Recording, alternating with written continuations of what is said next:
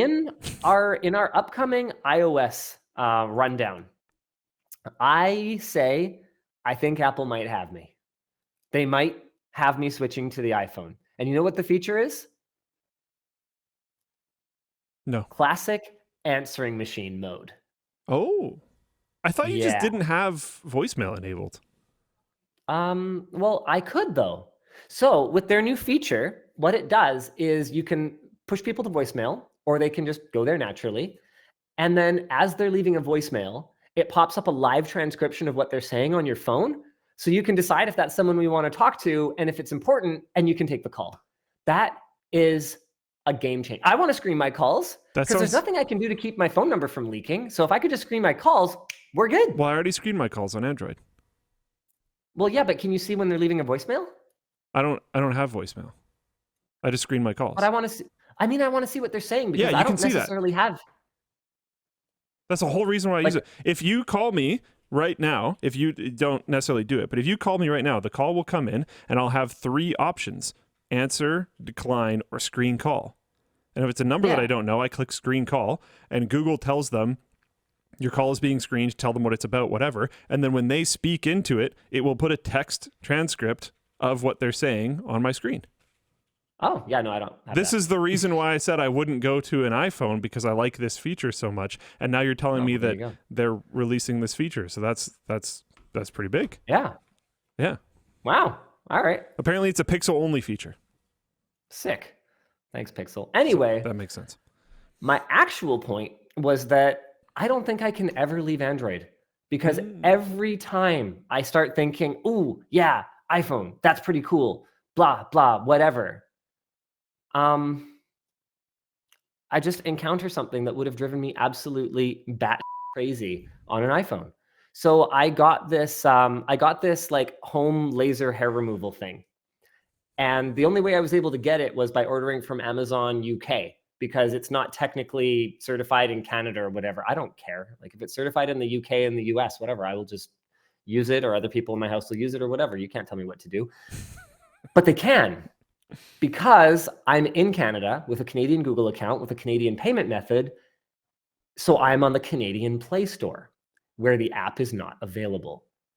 And you know how so many devices either don't work at all without the app or have a severely degraded experience without the app.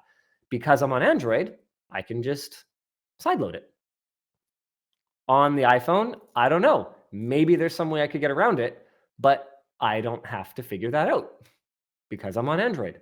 So I got it working in like 3 minutes. Yeah. I can't accept that I'm not allowed to just install whatever application I want. No. You can't actually tell me what to do. That being said, if we do want to trash on Android, the Pixel Fold is out and already definitely busted. The Pixel Fold is finally available as of this week. Reviews have been broadly positive, calling the Fold a well-rounded device with solid performance as promised. It's the thinnest foldable currently available at 0.2 inches open and 0.5 inches closed. The outside display is reportedly comparatively comfortable to use due to its wider ratio, and the crease is less obtrusive because it's vertical rather than horizontal. The battery life for the device lasted over 10 hours compared to the Galaxy Z, which lasted an hour less under the same conditions. However, I would have loved to try all of this. You know? We even had like a sponsorship not deal send with you Google. one? I still don't have one. What the heck? You were nodding along, and I assumed that's because you used it. Nope. This is one of those things where I fall between the cracks because my audience is in America and my geographical location is in Canada. So Google Canada doesn't have a device, and Google America, or like doesn't have a device for me. I don't know. Maybe they had some. And Google America can't send me a device or something. I don't know exactly what happened. It doesn't matter. The point is, this was a major launch. I'm one of the only like prominent tech creators that actually daily drives a foldable phone, and they couldn't get it done. I'm like, okay.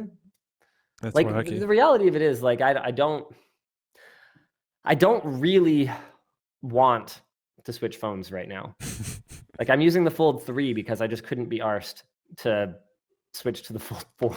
It's a pain in the butt. I have so many apps and so many things to log into, and none of it's automatic. It's all like manually keying things in. Like, how is it that Swift key, okay, doesn't just have a one button? Yeah, these are my settings at this point. When I get a new device, which people do like every 2 to 4 years, why is it not just like that, like it used to be when you went to the cellular store and they would just have a special cable? Yeah. Boop, boop, and it would just copy everything over. Like, honestly. Yeah. Anyway. Yeah, So moving sorry, on. carry on. However, there are already widespread reports of users whose phones are already breaking after only 1 or 2 days of use. Surprisingly, this problem seems to be inside the screen rather than the hinge. Inside screen. To be the inside screen rather than the hinge, with most users complaining of cracked screens and dead pixels.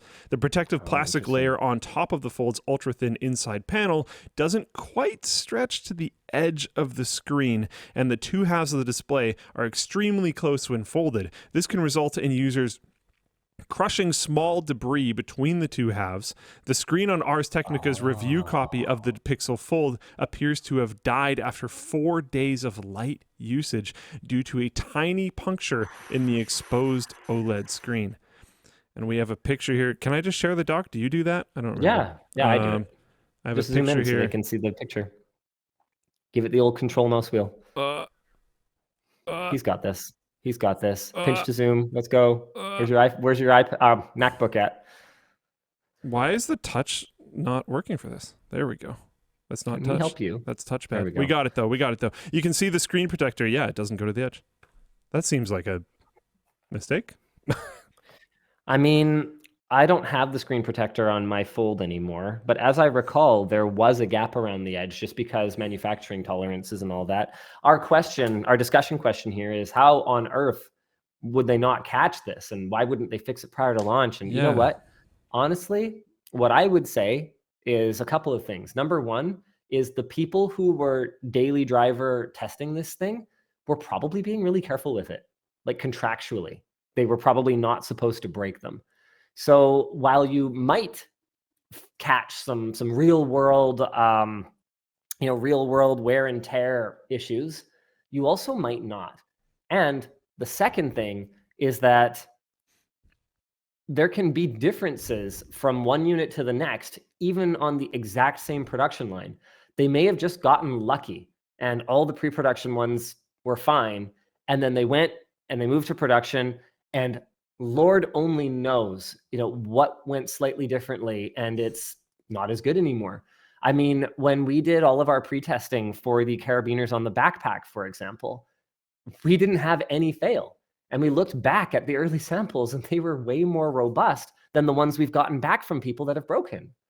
And it was just the difference in the tolerances between these two little pieces of metal that held the little hinged clip piece in place. By the way, I have really good news.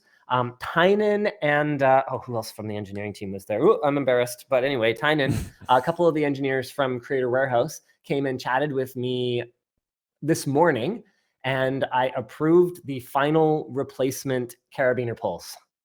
So they are going to mass production. I'm really excited to get that chapter behind us. Hopefully, they're going to arrive just in time for our reorder. We need new stock. We've sold through almost all 40,000 units, by the way. Thank you guys very much. And to everyone who says, well, what an idiot, nobody's buying these, you are objectively wrong. You are just actually wrong. Thank you guys so much for your support. And so I'm hoping that the new order will come with those out of the box, or at the very least, we will be able to unite them here in Vancouver and they will ship together. So you don't have to go through the recall process. Yeah, I'm really excited. Yeah. The only difference between the new ones and the last ones we showed on WAN Show are that they're smaller. So they're not so heavy and they don't hang out so far. That kind of makes sense. They were pretty big.